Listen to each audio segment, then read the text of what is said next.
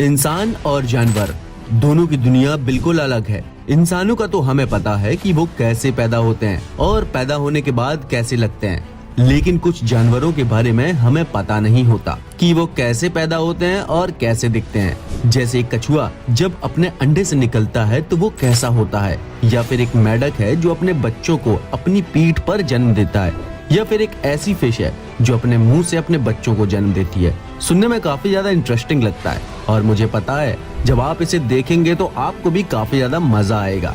तो वीडियो को आखिरी तक देखना, क्योंकि आखिरी वाला तो सबसे ज्यादा इंटरेस्टिंग है, जिसे देख आप हैरान होने वाले हैं। तो बिना टाइम वेस्ट किए शुरू करते हैं आज का video with title most incredible animal birth part 2।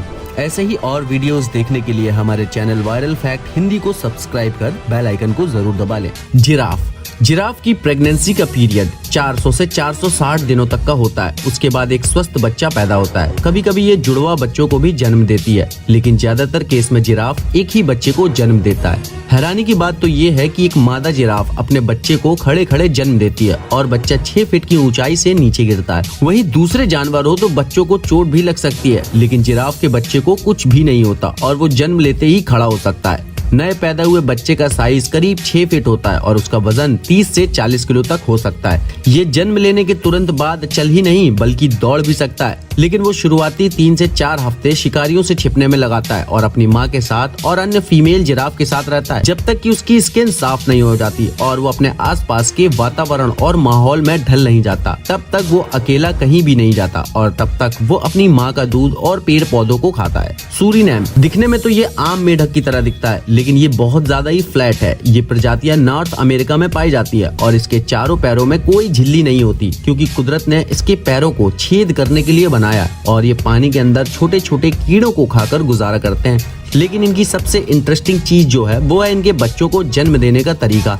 क्योंकि ये अपने बच्चों को पीठ पे जन्म देते हैं। बच्चा देने से पहले मेल और फीमेल मैटिंग करते हुए एक मैटिंग डांस करते हैं और उसके बाद फीमेल अंडे पानी में ही छोड़ देती है और उसके बाद फिर वो पानी के अंदर गोता लगाकर सारे अंडों को अपनी पीठ पर रख लेती है, जहां अंडों के लिए छेद बने होते हैं। लेकिन जो फीमेल पहली बार अंडा देती है उसके छेद नहीं होते। तब एक मेल उसकी सहायता करता है और अपने पैरों से उसकी पीठ पर दबाव डालकर उसके छेद को विकसित करता है, जहां वो अपने अंडों को संभाल कर रखती है। ये अंडे एक विशेष प्रकार की झिल्ली से ढके हुए होते हैं जो बाहरी वातावरण से उनको नुकसान पहुँचाने से बचाते हैं। उसके बाद धीरे धीरे विकसित होकर बच्चे उसकी पीठ से बाहर आ जाते हैं।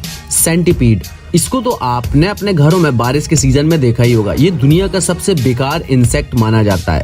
साइंटिस्ट के अनुसार इसकी लाखों प्रजातियां पूरी दुनिया में पाई जाती हैं और कुछ प्रजातियां तो काफी ज्यादा खतरनाक और जहरीली हैं। प्रजनन की प्रक्रिया कुछ आसान नहीं है, ये भी काफी ज्यादा डरावनी है और जो भी देखता है तो कुछ पल के लिए वो भी भयभीत हो जाता है और सोच सकता है कि वहाँ से भाग भी जाए। सेंटीपीड एक ऐसी प्रजाति है जिसे बच्चा पैदा करने के लिए किसी मेल की जरूरत नहीं होती। जी हाँ, प्रकृति ने इन्हें कुछ ऐसा बनाया है कि एक सेंटीपीड अपने अंडों को ऐसे कवर करके उसकी हिफाजत करता है। इस दौरान वो अपने पैरों से अंडों के ऊपर एक पदार्थ छोड़ता है जिससे अंडे बाहरी हवा और इन्फेक्शन से सुरक्षित रहें।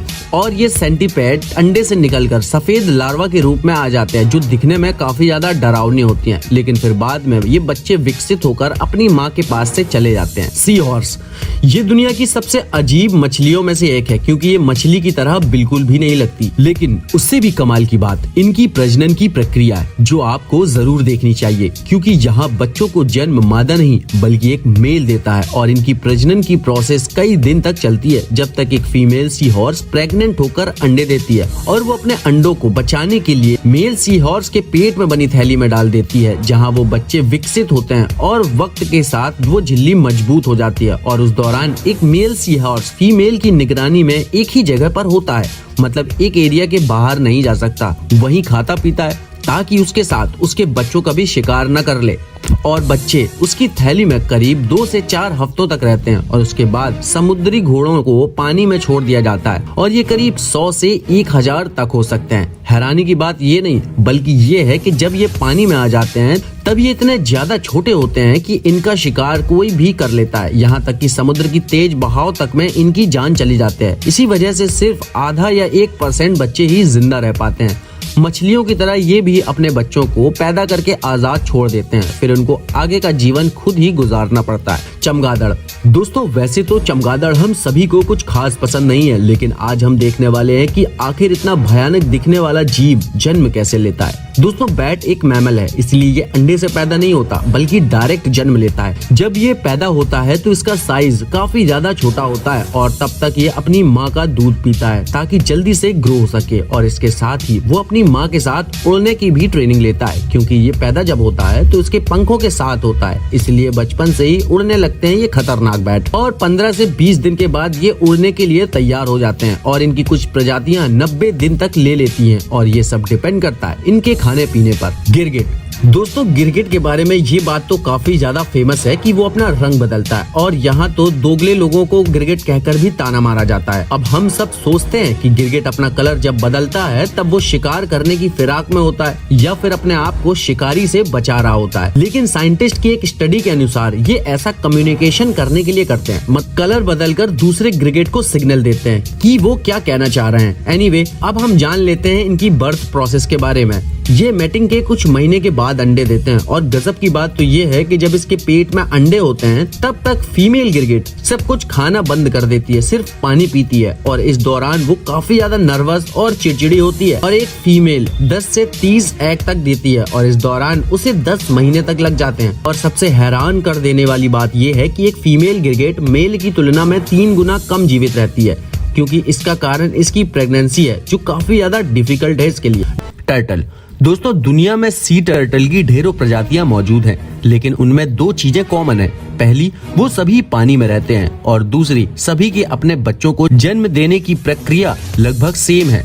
कछुओं अपने अंडों को देने के लिए समुद्र का किनारा या निचले टीलों का इस्तेमाल करते हैं, जहां वो अपने अंडों को रख सकते हैं, और ये काम वो अक्सर रात में करते हैं। दोस्तों कछुए प्रजनन में भी काफी ज्यादा स्लो माने जाते हैं, क्योंकि वो 4 से 5 साल में एक बार ही अंडे देते हैं, और एक बार में 100 से 120 तक अंडे देते हैं। और इन बच्चों के अंडे से निकलने का सही समय होता है करीब 2 महीने, और 2 महीने के बाद जैसे ही वो अंडे से बाहर आ जाते हैं वैसे ही तुरंत समुद्र में भाग जाते हैं। कुछ तो आधे अंडे में ही फंसे रहते हैं, सिर्फ अपने पैरों को निकालकर समुद्र में चले जाते हैं। लेकिन अफसोस, ये बेचारे बहुत कम ही जिंदा बच पाते हैं, क्योंकि समुद्र के किनारे शिकारी बर्ड उनको खा जाते हैं, और समुद्र में जाने के बाद भी ये सुरक्षित नहीं रहते। उन बच्चों को या तो बड़ी मछलियां खा जाती हैं, या फिर इंसानों द्वारा जाल डालने की वजह से उनकी मौत हो जाती है। और इसी वजह से करीब 100 बच्चों में सिर्फ 1 दर्जन ही जीवित रह पाते हैं, जो बच्चा पैदा करने की योग्य हो जाता है। डंकी।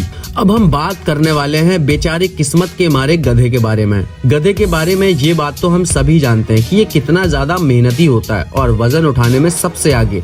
लेकिन अगर वजन इसकी कैपेसिटी से ज्यादा हो जाए या फिर ये थक जाए, तब ये इतना अड़ियल होता है कि एक कदम भी आगे नहीं बढ़ाता। अब बात करते हैं कि इसके बच्चे कैसे जन्म लेते हैं। एक फीमेल डंकी के बच्चे को पैदा करने की प्रोसेस करीब 14 से 15 महीने तक की होती है, और इसका बच्चा भी पैदा होने के साथ ही चलने फिरने लगता है, और करीब 6 महीने तक ये सिर्फ अपनी माँ का दूध ही पीता है, और फिर आजाद हो जाता है और मजदूरी करने के लिए तैयार हो जाता है। स्लग्स। दोस्तों आपने हैरी पॉटर में तो स्लग्स को देखा ही होगा, जो रोनाल्ड वीजली के मुंह से निकलते हैं। आमतौर पर ये बरसात के सीजन में दिखाई देते हैं। जब इन स्लग का प्रजनन का वक्त होता है, उस दौरान ये अपने पार्टनर को ढूंढते हैं, और मिलन के बाद वो मैटिंग करते हैं, जिससे फीमेल प्रेग्नेंट हो जाती है। कुछ ही दिन के बाद वो व्हाइट ट्रांसपेरेंट अंडे देती है, और जिस जगह ये अंडे देती है तो हर वक्त वहाँ के चारों तरफ चक्कर लगाकर उसकी देखभाल करती है, और उस दौरान अंडे से संतान बनने में करीब 3 से 5 सप्ताह का टाइम लगता है। और फिर छोटे छोटे बेबी स्लग अपने अंडों से निकलकर अपना जीवन जीने लगते हैं। कुछ जी पाते हैं और कुछ बालपन में ही स्वर्ग सिधार जाते हैं। तो दोस्तों ये थी आज की वीडियो, उम्मीद है आपको पसंद आई होगी। वीडियो पसंद आई है तो इसे लाइक और शेयर जरूर करें। वीडियो देखने के लिए धन्यवाद।